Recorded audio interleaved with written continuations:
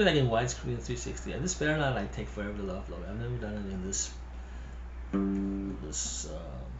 file. I don't know what the word for this. Resolution. So it's widescreen, but it's not as it's not 720, so it's I don't know. It's gonna it's fine. You can see there's no filters. Never is.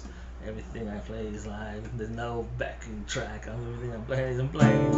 So every song you've ever heard, I'm playing it on the guitar and I'm singing it. And you see me singing it, I'm singing it. I'm singing it. You know like those videos where people, TikTok videos where people like miming to some other songs. Like, so just sing yourself, sing the song, sing it to yourself. You're on a guitar, they're playing it.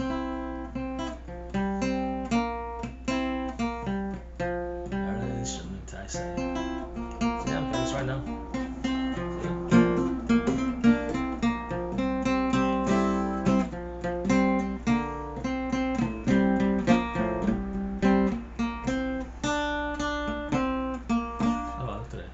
How do I look today, guys? Am I handsome? Oh, I look like shit. I don't know. I think I'm handsome. Sometimes I think I'm handsome. Sometimes I think I'm a good musician. Sometimes I don't. It's like that way. Sometimes I think actually I always think my songs are good. It's like my voice. It's because I'm different. It's like when you're like alone, you know, something anybody else, then you kind of don't know. You know, and that's why a lot of people will sign a singer who sounds like someone famous. That's why some people sound so like in the music industry, because a record guy would rather sign someone who sounds like something else that he knows that sells, because so it's basically that's why it's so everybody sounds so like. That's my theory, and that makes sense, right? If you know something that sells, you're gonna sell it. It's like it's like a sure thing. He doesn't want to lose his job selling, signing some singer that's not gonna sell because he doesn't know. But he's like, if you sound like Britney Spears or Beyonce, who sells records, and Madonna, then they'll sign you.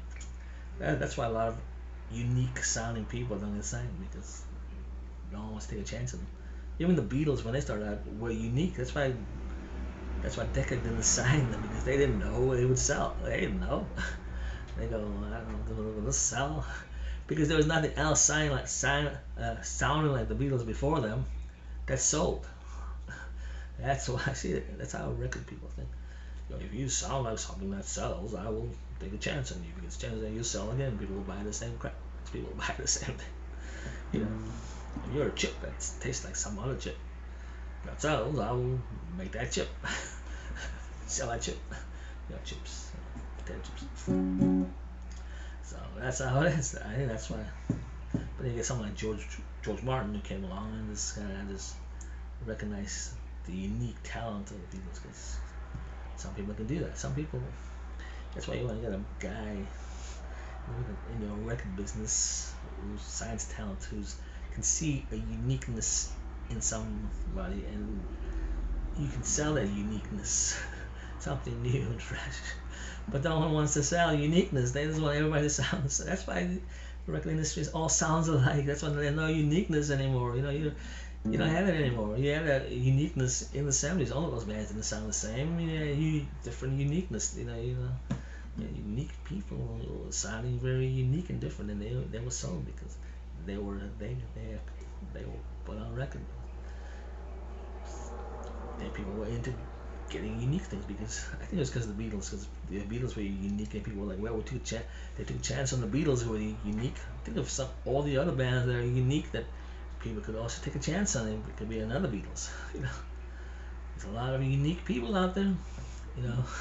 It's like the best swimmer in the world isn't always the one in the Olympics, or the best runner isn't always the one in the Olympics, or competes. He could be just living in the middle of nowhere, and he could be a better runner than any Olympian has ever been. That's a good chance that there is. It's like the best singer-songwriters, the best musicians aren't the ones who get the Grammy Awards and selling records. There's a lot of talented guys out there who aren't signed.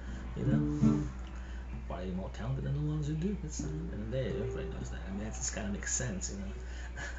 And that's why a lot of these singer-songwriters are grateful. They are. They're like, well, you know, I'm grateful that people got signed because I could easily not have been signed because, you can kind of hear kind of a thankfulness in some of their, the way they talk, because they know. Because they've seen it, and they could have easily not have been signed. Sometimes these people get signed because they were in the right place, right time. And if they weren't there at the time, they probably never would have signed.